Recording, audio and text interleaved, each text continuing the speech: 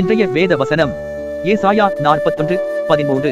பயப்படாதே, நான் உனக்கு துணை நிற்கிறேன். பிரியமானவர்களே, ஒரு தேவ ஊழியர் கர்த்தருடைய ஊழியத்தை மிக உண்மையாய் செய்து கொண்டிருந்தார். அவருக்கு உறுதுணையாய் இருந்த அவருடைய மனைவி திடீரென ஒரு நாள் மரித்து போக, இந்த உலகத்தில் யாருமில்லாமல் தனியாய் கைவிடப்பட்டது போல ஒரு உணர்வு அவருக்குள் வந்தது. அந்த மிகுந்த துக்கத்தை அவரால் தாங்கிக் கொள்ள முடியவில்லை. அது அவருடைய உள்ளத்தை பாதித்தது. ஆறுதல் சொல்ல யாருமில்லாமல் மிகவும் அழுது கொண்டிருந்தார். ஒரு நாள் அவர் காரில் தன்னுடைய மனைவியின் கல்லறையின் வழியாய் சென்று கொண்டிருக்கும் போது தன்னுடைய மனைவியின் கல்லறையை நோக்கி ஓடி அமர்ந்து அழுது கொண்டிருந்தார். அவருடைய கண்ணீர் கல்லறையில் விழும்போது மேலிருந்து ஒரு சில மழை துளிகள் இவர் மேல் விழுந்தது.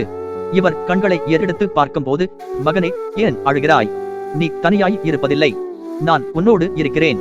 உலக முடிவு பரியந்தம் வரை உன்னோடு இருப்பேன் என்று வாக்கு பண்ணி இருக்கிறேனே, பிறகு ஏன் அழுகிறாய் என்று இயேசு அவரை ஆறுதல் படுத்தினார். அதன் பிறகு இவர் துக்கமாய் இருக்கவில்லை. என் இயேசு எனக்கு துணையாய் இருக்கிறார் என்று சந்தோஷத்துடன் கடந்து போனார்.